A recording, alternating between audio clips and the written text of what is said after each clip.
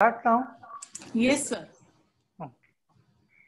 So thank you very much. And since we have less time, I'm just beginning. A little bit of introduction about Sri Aurobindo is necessary when we are talking about integral yoga of Sri Aurobindo. You know, Sri Aurobindo, though he was born in Calcutta, at the age of 7, he went to London, and from 7 to 21, from the age of 7 to 21, he was in London only, mainly because his father, Krishna Dhana Ghosh, he did not like that he should be influenced by Indian culture or any kind of religion and all, which he did not like at all. And therefore, with strict instructions that Aurobindo should not come in contact with anything Indian culture, Indian philosophy, or any kind of religion, in fact, he sent him to London.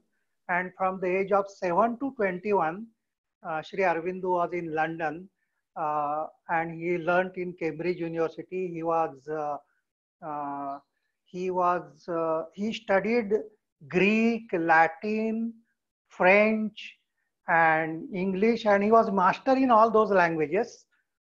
And in fact, he gave IAS exam as well, came out with flying colors, but he avoided the horse race so that he will not become IAS officer and he will not have to serve the British government. So when he was 21, he had no idea about Indian culture.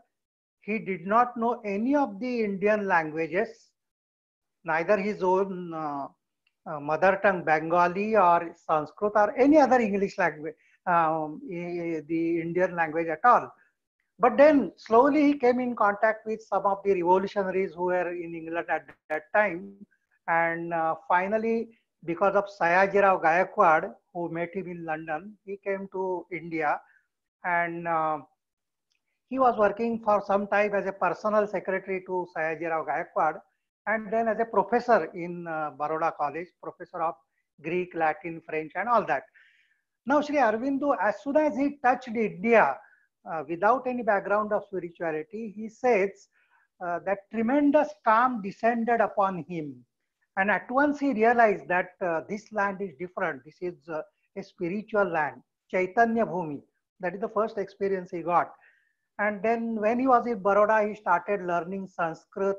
He started learning Indian languages. And he learned Vedas by himself, all the Vedas, all the Upanishads, all our scriptures. He studied Sanskrit and learned them himself, and tremendous learner. But he was totally involved in freedom struggle at that time. He was very active. He was a revolutionary, and he was leader of the Congress, very popular leader at that time. Thousands of young people were behind him. And in fact, he went to Bengal because of the division of Bengal at that time, and then got involved in the revolutionary activities. His brother Barin was involved even in bomb making and all that. Now, Sri Aurobindo got interested in yoga in a very strange way.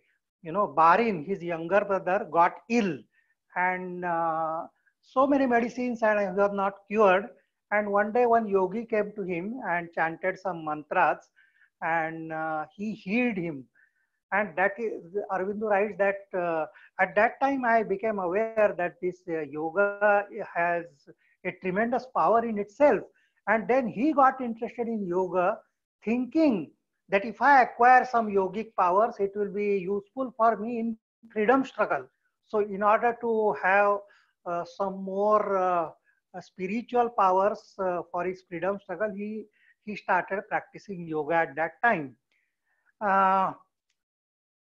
He had several spiritual experiences. So the integral yoga of Sri Aurobindo, which I am going to talk about, for which I don't have much time, it is based on his own spiritual experiences, about which I will talk a little right now. The first experience in spirituality was with Vishnu Bhaskar Lele, who taught him how to calm down the mind in a very strange way, in fact. And within 3 days of intense sadhana, everything became very silent, and uh, Aurobindo started experiencing the world as a dream world. And Aurobindo calls this experience as experience of passive Brahman or experience of Nirvana. The first experience was experience of Nirvana, which he calls as experience of passive Brahman. We don't have much time to discuss all that. But then, because he was involved in the freedom struggle and no motivation from inside because of the experience of Nirvana, he felt that everything is dream world and I am only a witness to all that. He asked Vishnu Bhaskar Lele how I have to go about the freedom struggle, and I don't have any motivation at all for doing my work. I am missing it. So then Vishnu Bhaskar Lele told him that now on, there will be an inner guide who will give you the instructions, and then he actually started listening to the inner voice. Aurobindo used to write all his spiritual experiences in yoga diary, and in yoga diary he noted that a master of yoga used to guide me from now and then, even in the freedom struggle. And later on, much later on, he recognized that master of yoga as Krishna himself. So that was the second experience, and he identifies that experience as experience of active Brahman, Krishna as a symbol of active Brahman. Then he was caught in revolutionary activities along with Barin, and it was almost certain that both of them will be hanged to death, and he was put in Alipur jail for 1 year. Sri Aurobindo was in Alipur jail, almost certainly to be punished uh, at least for life imprisonment, if not hanging. And in 1 year, experiences, so many intense experiences came to him in Alipur jail.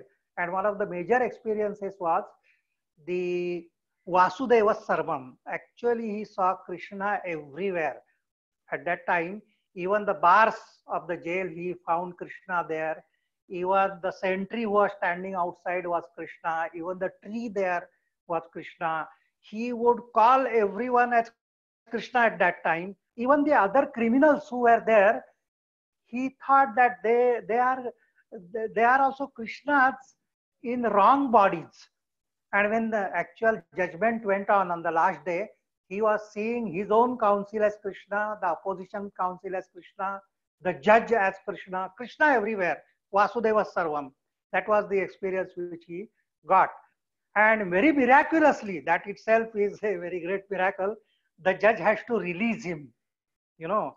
And another experience, very important experience which he had in jail was Swami Vivekananda's spirit guided him for 15 days, and he pointed towards supramental consciousness, the regions of consciousness which were yet unknown.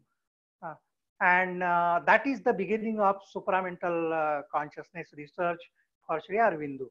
So that is the background. And based on these spiritual experiences, which are the experiences of our philosophies. In fact, I have changed my paper in certain way because we have less time. I have discussed all that philosophy in the beginning itself. But the experience of nirvana which he had, or the experience of detached observation as Sankhya experience, or Visishtadvaita experience, or experience of Purushottama which is described in Bhagavad Gita, Krishna everywhere. All those experiences, Sri Aurobindo says, are true at their own levels. And therefore, he wanted to have a system which is complete at the theoretical level as well as at the practical level. It should be all inclusive.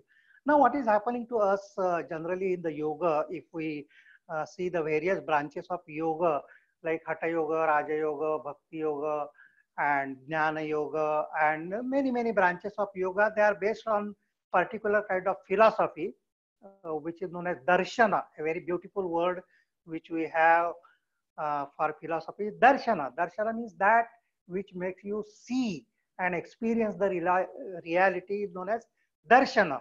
So the word yoga has come from the Upanishads, which are the Shrutis. The seers or the rishis in high state of consciousness in meditation, they saw the reality, they heard the reality. That is why it is known as Shruti. And they found the different ways or processes to reach that supreme reality. And all those various ways became the various branches of yoga.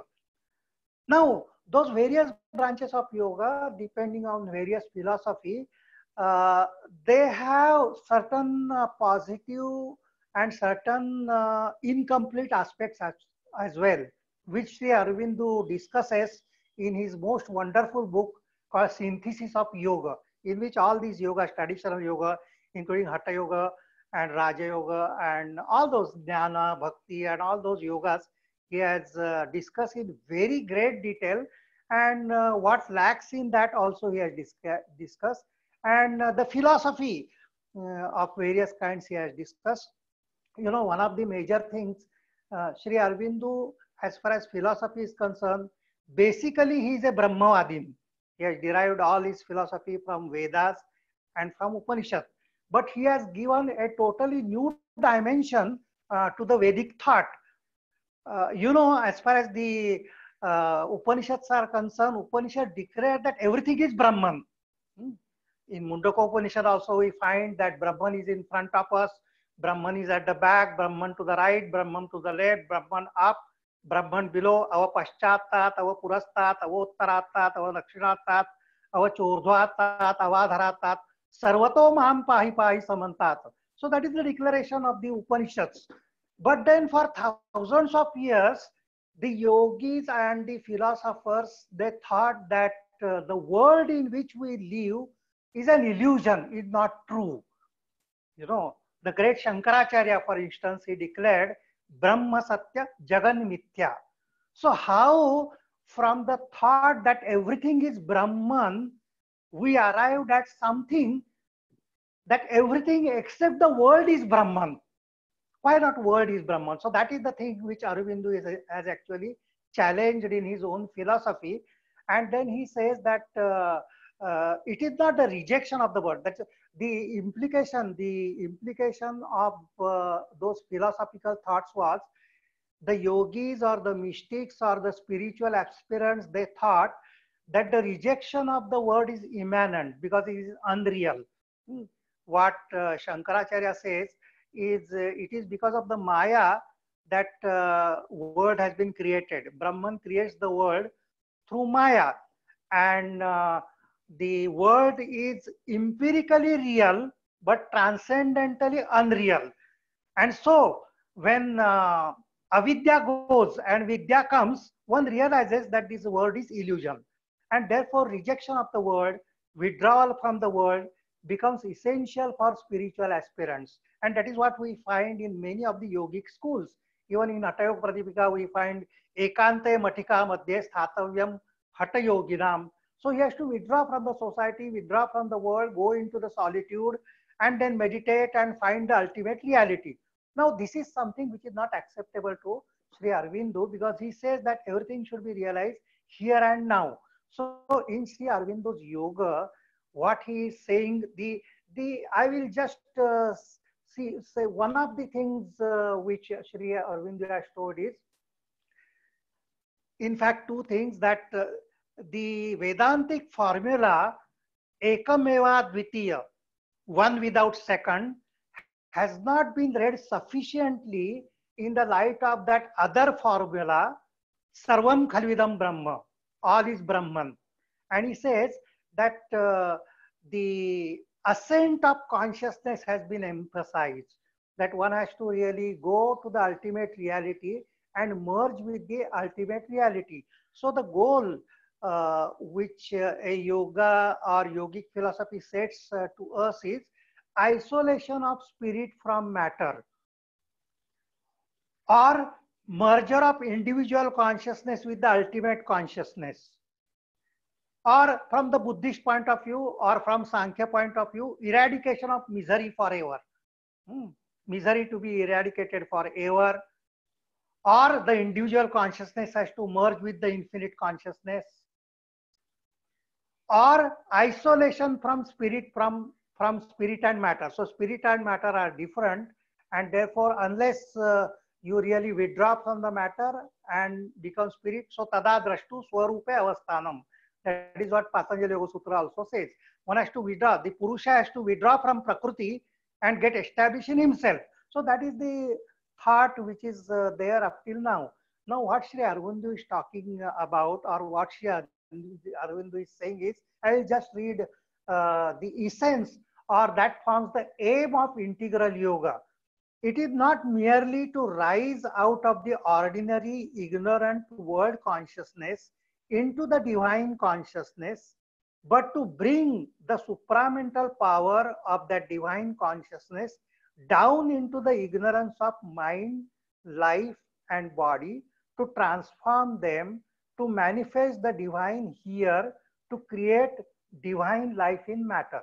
So up till now, the idea was the body is only an instrument. Even body mind complex itself is an instrument. And if you have to take up a journey, the yoga journey, the body is a medium or an instrument or a vehicle for that journey. And when you complete the journey, the vehicle has no uses. When you reach your destination, you get out of the vehicle. You don't keep sitting in the vehicle itself. So body or the mind or the intellect or the prakriti, as the yoga calls it, is only an instrument, and it is to be left out in the final destination here and now. Now what Sri Aurobindo is telling is that the supramental consciousness has to come down to the physical level, to the mental level, to the pranic level, and transform them. The matter shall reveal the face of spirit. That is what Sri Aurobindo says. It has to come down to the material level. So that is the integral yoga which he is calling about.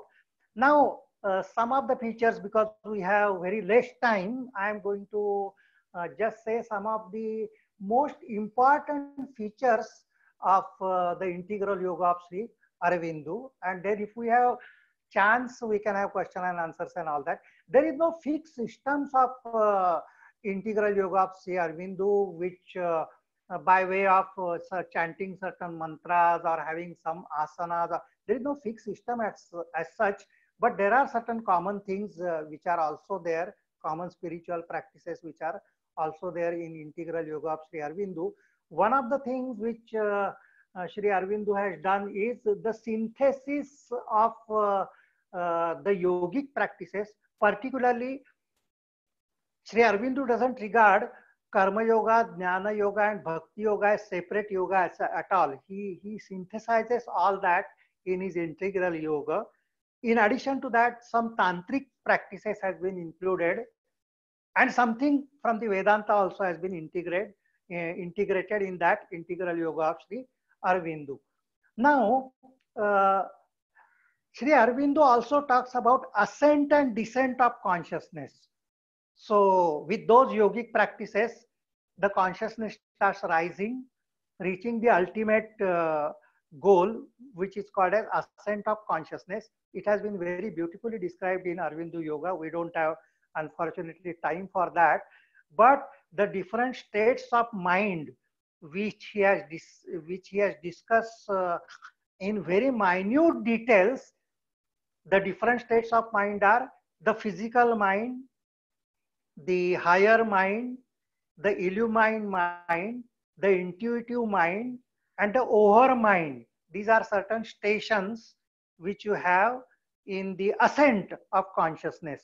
Okay, higher and higher, and then all those details of really the experiences at these different levels have been given, very minutely given, and really that itself can become a thing of research for psychology. You know, Aurobindo's literature is psychology par excellence. It is philosophy par excellence. It is literature par excellence. Now he says that ascent of consciousness is from the physical mind up to over mind. the human effort are involved in rising from physical mind to the higher mind, to the illumined mind, to the intuitive mind, to the over mind. Over mind is the peak of the ascent of consciousness. From the over mind, the final ascent to the super mind, as he calls it, is by divine grace only. No human effort can take you to the super mind. That is done only through the divine grace. That is what he says. So that is the ascent of consciousness. Now, the most important thing which Aurobindo talks about, along with ascent of consciousness, there has to be descent of consciousness as well. All the traditional yogas, they have stopped with ascent of consciousness. That is where the Sri Aurobindo differs from the traditional systems of yoga. With every ascent, there is a descent. So the integral yoga of Sri Aurobindo is a double movement of ascent and descent of consciousness. So you reach the higher plane of consciousness and bring down the powers associated with that consciousness down to transform the body, the life, and the mind. That is what Sri Aurobindo says. So the ascent and descent goes on and on, all through the integral yoga of Sri Aurobindo. So descent of consciousness is the most important thing which he has talked about. And what he says is that while the higher and higher levels of consciousness, but the same time one brings down the power not only into the mind and life, but also in the end, even to the body. So the body has to be transformed. Body has to be divinized. The prana has to be divinized. The mind has to be divinized. Everything has to be transformed into divinity. And actually what Sri Aurobindo has said is that the Brahman or the supreme consciousness or supramental consciousness has to reach finally the earth consciousness itself. And they claim that much after Sri Aurobindo passed away, on 29 February 1956, there was a descent of supramental consciousness on the earth. That is what the mother has really declared. One of the very interesting thing which I would like to tell about this integral yoga of Sri Aurobindo is, generally in the traditional yogas, in the ascent of consciousness, the different chakras, the Shat chakras, which we call about, and there was a lecture on Kundalini yoga also in the morning, that we start from Mooladhara to Swadhisthana to Manipur to Anahata to Vishuddhi and then Ajna and finally reach Sahasrara, which is regarded as thousand petal lotus, which symbolizes the universal consciousness. And so the individual consciousness there merges with the universal consciousness. In the integral yoga of Sri Aurobindo, the same centers open from top to bottom. That is the thing which is very fascinating and which is a totally different aspect of the reality itself. And he said that it is the Sahasrara, it is the thousand petal lotus which should open first. Another thing which has been told by him is that the thousand petal lotus or Sahasrara Kamala is not in the head but above the head. And he also declares that in the present status of humanity, because of the evolution of consciousness, the Sahasrara chakra is nearer to us as never before, and it is possible through aspiration, which is his sadhana. It is possible to really tune to that and take the descent of consciousness from Sahasrara. And if the higher centers open first, they can control the lower centers. There was a question in the morning that in Kundalini Yoga, there are certain dangers when the Kundalini awakens, and mainly the sexual perversions and all, if Mooladhara and Swadhisthana chakra open first. It is true. But in this yoga, that danger is avoided because the higher centers open first and they are able to control the lower centers. So this is another very important feature which Sri Aurobindo has given. Our time, we are running out. But then one more feature I will tell. Aurobindo also talked about the collective, the so-called emancipation or so-called liberation should not be only individual attainment. That is what the traditional yoga says, that I get liberated at the individual level and merge with the cosmic consciousness. Now he is talking about collective consciousness, the collective sadhana, which is done, and that is why Pondicherry ashram was opened. And collectively, we have to rise to the higher level of consciousness. So that is another feature of Sri Aurobindo's integral yoga. The triple sadhana which he has given, which is the beginning of integral yoga, is aspiration, rejection, and surrender. Sadhana is Trisutri. Trisutri. So aspiration, intense aspiration is required for opening yourself to the divine force, which then starts descending. You have to reject the lower nature, reject the inertia or tamasic and the rajasic nature which you have, the lower nature, the asuri sampat as described by in Bhagavad Gita, and then surrender. Surrender has to be total, totally surrendering to the divine power. But then Aurobindo wants that the surrender should not be tamasic. You should not think that God will do everything for us and we have no role to play at all. So it should not be tamasic surrender. I shall really would like to stop here because the time is over. But then I would mention, I really congratulate Dr. Ashish Pandey and Yogastha and all the team for organizing this conference, and with a request that Aurobindo literature should be taken seriously as a research work. You know, Aurobindo's Life Divine, the synthesis of yoga, the great epic which he has written in the form of Savitri, the essays on Bhagavad Gita, and the original way in which he has interpreted Vedas, the secret of the Vedas, all these are tremendous literature. You know, from 1910, when he went to Pondicherry, from 1910 to 1950, 40 years, he was in seclusion only. You know, hardly he used to come out, or only on 4 days in a year they used to give darshan. Otherwise, he was with himself. Only mother used to communicate between him and others. All this literature has come out of his supreme consciousness, you know. And if you read those literature, reading that literature itself is a very great sadhana. If you go through Aurobindo literature, there is no sadhana parallel to it.